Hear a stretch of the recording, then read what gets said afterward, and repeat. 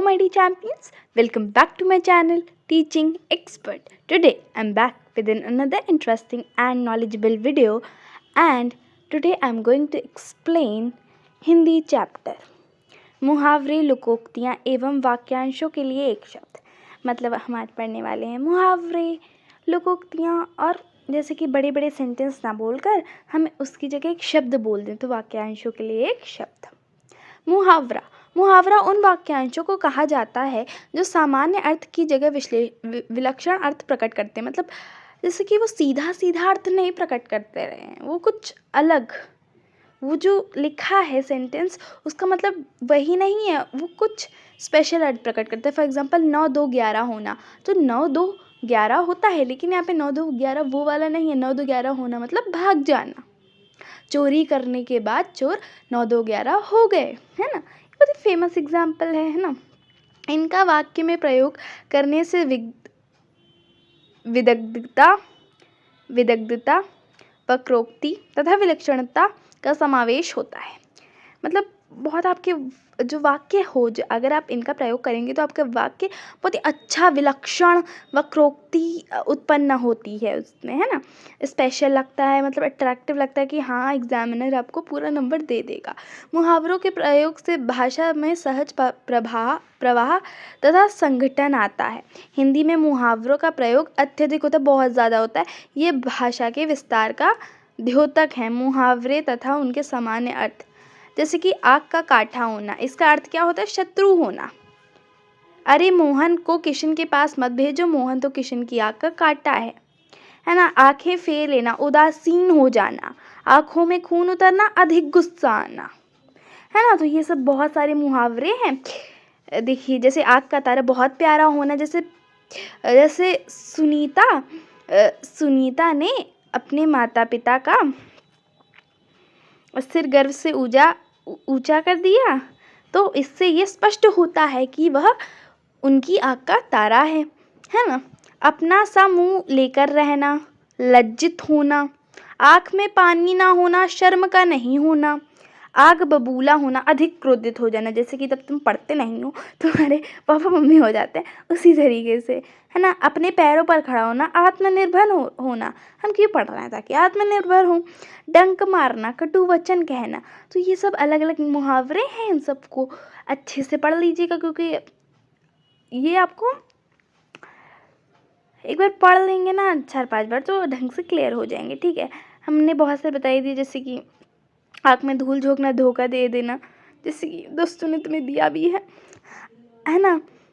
और फिर अपना उल्लू सीधा करना, बेवकूफ़ बनाकर काम निकालना, अपनी खिचड़ी अलग पकाना, अलग अलग रहना। जैसे टॉपर्स, कुछ मतलब सारे नहीं, कुछ लोग अलग अलग से रहते हैं, है ना। चाहे टॉपर हो चाहे नहीं भी हो, है ना। तो कुछ लोगों की आदत होती है अपना अलग अलग से रहते हैं, तो किसी से बात नहीं करते, है ना।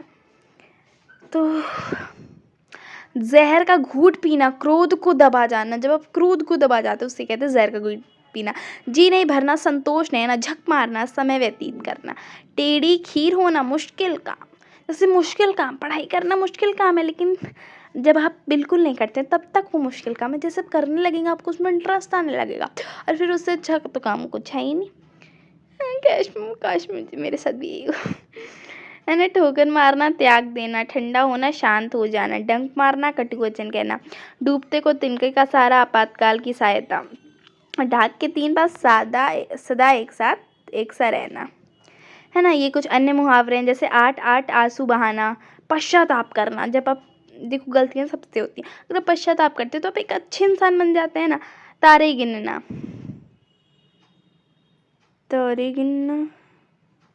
चिंतित रहना, जब आप चिंतित रहते हैं, जैसे तारक मेहता में बीडी मास्टर। मुंह में पानी आना, किसी चीज़ को पाने के लिए लालच होना।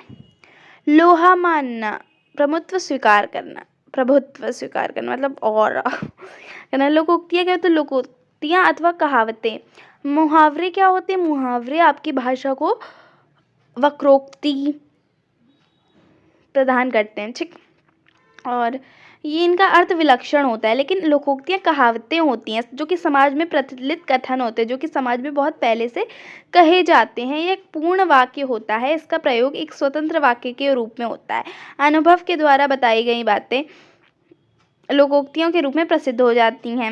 मतलब जो पहले से बातें कही आ रही कहावतें वहीं लोकोक्तियाँ होती हैं। लोकोक्तियाँ मतलब लोक मतलब लोग, लोगों की वक्तियाँ, लोकोक्तियाँ।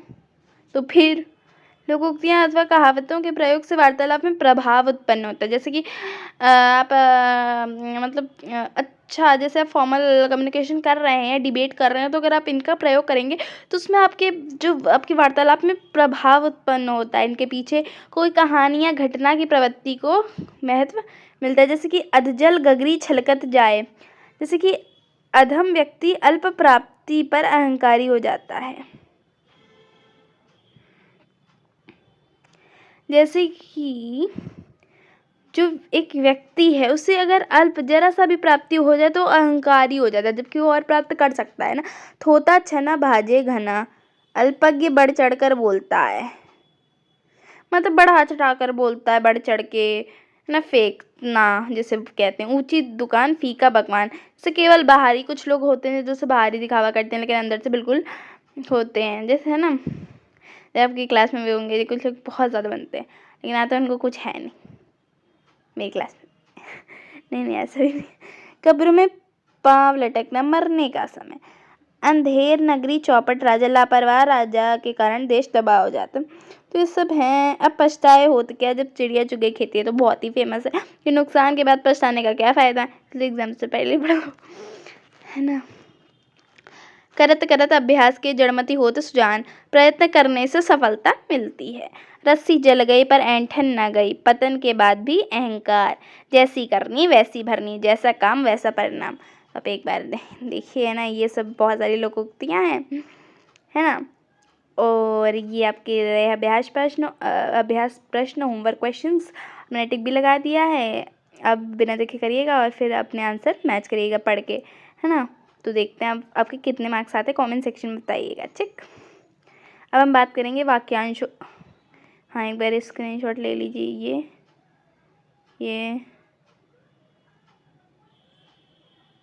ये अब वाक्यांशों के लिए एक शब्द। हिंदी में वाक्यांश के लिए एक शब्द का प्रयोग संस्कृत की अपेक्षा कम होता है। अब भाई हिंदी में कौन करे, मतलब हम लोग हिंदी में मतलब जब लिखते हैं तब प्रयोग करते हैं, लेकिन बातें तो हम लोग अपनी रीजनल भाषा को मिला के और हिंदी में या फिर जिसमें भी आप भाषा में बात करते हैं उसमें करते हैं ना। तो संस्कृत में ज़्यादा होता है वाक्यांशों का लिए एक शब्द का प्रयोग, है ना। वस्तुतः कम से कम शब्दों में अधिक से अधिक विचारों की अभिव्यक्ति के लिए वाक्यांशों के लिए एक शब्द का प्रयोग उपयोगी होता है। जैसे कि हमें बहुत ज़्यादा से ज़्यादा विचार आपको बहुत ही कम से कम शब्दों में प्रकट करना है तो हम वाक्यांशों के लिए एक शब्द का प्रयोग करते हैं। जैसे कि है ना, शॉर्टकट जिसे कहते हैं ना, ऐसे शब्दों को, और इस शॉर्टकट से कोई हानि भी नहीं होती। ऐसे शब्दों को अनेक शब्दों के बदले एक शब्द भी, अनेक शब्दों के लिए एक शब्द या फिर अनेक शब्दों के बदले एक शब्द भी कहते हैं। प्रतियोगिता परीक्षाओं में हिंदी भाषा के प्रश्न पत्र में वाक्यांशों के लिए एक शब्द वाले प्रश्न अवश्य पूछे जाते हैं। इसलिए ज़रूरी है कि ऐसे प्रश्नों का अध्ययन गंभीरता से किया जाए। यहाँ वाक्यांश के लिए एक शब्द के कुछ परीक्षोपयोगी उदाहरण दिए जा रहे हैं। जैसे कि जिसका आदि ना हो अनादि, जिसका अंत ना हो अनंत, से महादेव का कोई अंत नहीं। ठीक, जय महादेव, हर हर महादेव, सारे भगवान जी की जय। ठीक, चाहे वो कोई भी रिलीजन के लिए हो। जो बीत चुका कि भगवान भगवान, जो बीत चुका अतीत, जो बीत चुका उसे तो याद न दिलाओ दीदी, है। जिसके समान कोई दूसरा ना अद्वितीय, जिसके आने की तिथि निश्चित ना हो अतिथि। कुछ अतिथि आने पे खुशी होती, कुछ अतिथि आने के, कुछ अतिथि के आने पर गम।